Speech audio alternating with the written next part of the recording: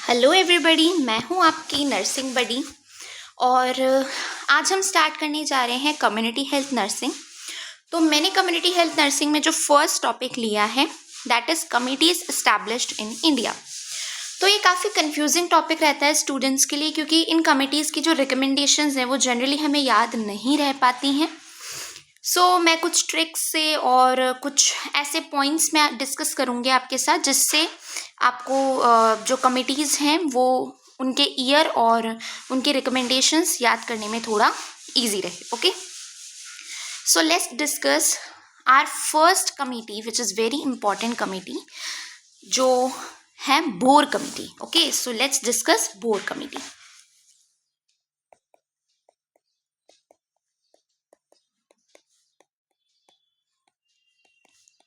तो ये जो कमिटी है ये इस्टेब्लिश हुई थी 1943 में। This committee established in 1943 by government of India. तो ये जो है ये इसके एस्टेब्लिशमेंट की डेट है। ओके, अब इस कमेटी ने अपने रिकमेंडेशन कब दिए थे? इस कमेटी ने अपने रिकमेंडेशन दिए थे ठीक 3 साल बाद, दैट इज 1946। 1946 में इस कमेटी ने अपने रिकमेंडेशंस दिए थे। वेरी इंपॉर्टेंट कि इस कमेटी को हम और किस नाम से जानते हैं। तो ये जो कमेटी है, इस कमेटी ने अपने जो रिकमेंडेशंस दिए थे वो कुछ सर्वे के बेसिस पे दिए थे। ओके, क्योंकि ये कमेटी इस्टेब्लिश कब हुई थी? 1943 में, और इसने अपने रिकमेंडेशंस कब दिए थे? 1946 में। तो 3 साल तक इस कमेटी ने सर्वे किया और उस सर्वे के बेसिस पे इस कमेटी ने अपने रिकमेंडेशंस दिए। So what are the recommendations जो इस कमेटी ने दिए थे वो हम अभी डिस्कस करेंगे। But before that, what is the name, another name of this committee? इस कमेटी को हम जानते हैं और किस नाम से? Health survey and development committee, right? इसे हम जानते हैं health survey and development committee के। इस कमेटी के जो चेयरमैन थे वो कौन थे? Who is the chairman of this committee at that time?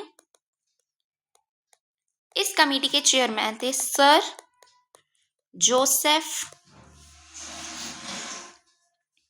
William bore. इसीलिए इस कमेटी का क्या नाम रखा गया? बोर कमेटी, क्योंकि इस कमेटी के जो चेयरमैन थे वो कौन थे? Sir Joseph William bore. अब जो सबसे इंपॉर्टेंट बात है कि इस कमेटी ने क्या क्या रिकमेंडेशंस दिए थे, सो let's discuss.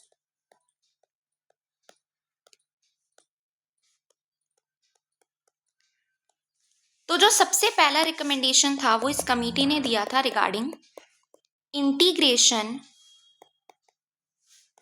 Of preventive and curative services of all administrative levels। तो पहले के टाइम में क्या होता था, इस कमेटी के एस्टैब्लिश होने से पहले हम ज़्यादा फोकस क्यूरेटिव सर्विसेज पे करते थे।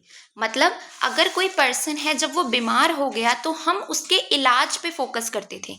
बट इस कमेटी ने क्या रिकमेंडेशन दिया कि हमें उस पर्सन के, उस पेशेंट के इलाज पे तो फोकस करना है, लेकिन हमारा फोकस उस तरफ भी रहना चाहिए कि उस पर्सन को वो बीमारी हो ही ना, दैट इज प्रिवेंटिव सर्विसेज। तो इस कमेटी ने अपने रिकमेंडेशन दिए प्रिवेंटिव एंड क्यूरेटिव सर्विसेज दोनों को इंटीग्रेट किया जाए हर एडमिनिस्ट्रेटिव लेवल पे।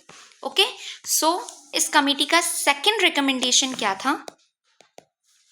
इस कमेटी ने 2 स्टेजेस में रिकमेंडेशन दिए। इन्होंने बोला development of primary health centres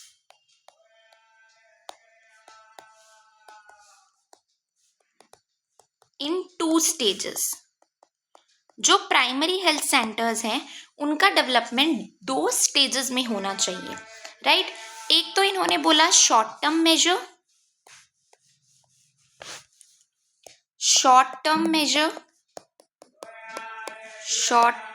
major and long term measure. Short term measure and long term measure. Short term measure में इन्होंने बोला कि जो एक पीएचसी है, 1 पीएचसी एट 40,000 पॉपुलेशन, जो एक पीएचसी है वो 40,000 की पॉपुलेशन पे स्टैब्लिश की जाए और उस पीएचसी में बेड की कैपेसिटी कितनी होनी चाहिए? What is the bed capacity?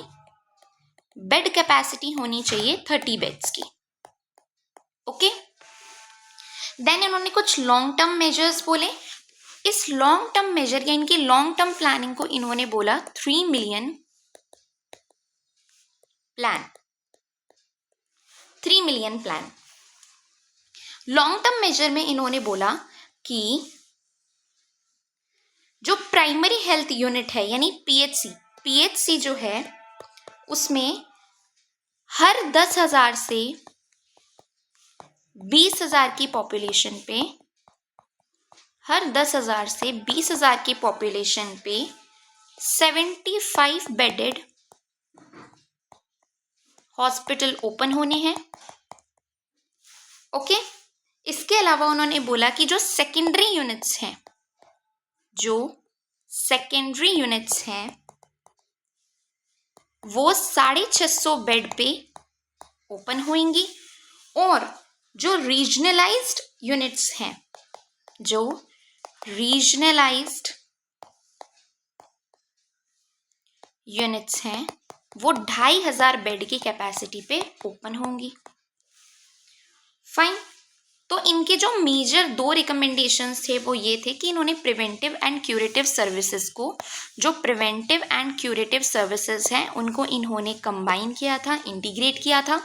दूसरा जो इनको रिकमेंडेशन था कि इन्होंने पीएचसी के डेवलपमेंट पे फोकस किया था। पीएचसी के डेवलपमेंट पे फोकस करने के लिए इन्होंने 2 मेजर्स बनाए, 2 प्लान बनाए, एक शॉर्ट टर्म प्लान और एक लॉन्ग टर्म प्लान। जो इनका शॉर्ट टर्म प्लान था वो सिंपल सा बस ये कहता है कि एक पीएचसी 40,000 की पॉपुलेशन पे आप ओपन करेंगे जिसमें आप बेड कैपेसिटी रखेंगे 30 बेड्स की। देन इन्होंने 3 मिलियन प्लान बनाया। 3 मिलियन प्लान पे इन्होंने बोला कि 10 से 20,000 पॉपुलेशन पे आप 75 बेडेड हॉस्पिटल ओपन करेंगे और जो सेकेंडरी यूनिट्स हैं वो 650 बेड पे आप ओपन करेंगे, रीजनलाइज यूनिट 2,500 बेड पे ओपन करेंगे। तो एक तीसरी और रिकमेंडेशन वेरी इंपॉर्टेंट जो इन्होंने दी थी वो थी इनकी थर्ड रिकमेंडेशंस कि जो मेडिकल एजुकेशन है यानी कि जो एमबीबीएस डॉक्टर्स हैं वो उन्हें 3 मंथ की अलग से ट्रेनिंग करवाई जाएगी, 3 month training in PSM. PSM subject में उन्हें 3 मंथ की अलग से ट्रेनिंग करवाई जाएगी। जबकि अब क्या होता है, अब पीएसएम एक इंडिविजुअल सब्जेक्ट उनके एमबीबीएस 3rd ईयर में ज्वाइन कर दिया गया है। बट पहले क्या होता था, उन्हें 3 मंथ की अलग से ट्रेनिंग करवाई जाती थी। क्यों करवाई जाती थी ये ट्रेनिंग? ताकि हम उन्हें social physicians, as a social physicians हम उन्हें प्रिपेयर कर सकें। तो ये जो 3 मेजर रिकमेंडेशन है बोर कमेटी की, ये बहुत इंपॉर्टेंटली आपको याद करनी है। तो मैं थोड़ा सा सम अप कर देती हूँ regarding bore committee. What is the summary, हमने क्या बात करी है, what is the summary? So summary is 3 important बातें आपको याद रखनी रिगार्डिंग बोर कमेटी। एक तो इन्होंने इंटीग्रेशन किया था, integration of preventive and curative services. और इन्होंने क्या किया था, इन्होंने पीएचसी के डेवलपमेंट के लिए, पीएचसी डेवलपमेंट के लिए short term and long term measures लेकर आए थे।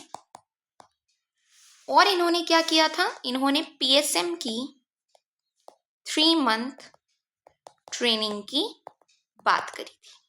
ओके, तो this was summary regarding bore committee, जो इस्टेब्लिश कब हुई थी, इस्टेब्लिश हुई थी 1943 में। बट इनके जो रिकमेंडेशंस आए थे वो आए थे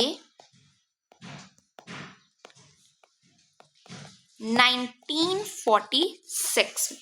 ओके, और इसके जो चेयरमैन थे इस कमेटी के चेयरमैन थे सर जोसेफ विलियम बोर। तो ये मैंने आपको बताई first committee, that is bore committee. आगे की कमिटीज़ मैं नेक्स्ट क्लासेस में अपलोड करूंगी, तो ऐसी ही क्लासेस को देखने के लिए, बीएससी नर्सिंग की क्लासेस को देखने के लिए जो नॉर्सेट ओरिएंटेड रहेंगी, आप प्लीज़ मेरे चैनल को सब्सक्राइब कीजिए, लाइक कीजिए और शेयर कीजिए। Okay, thank you.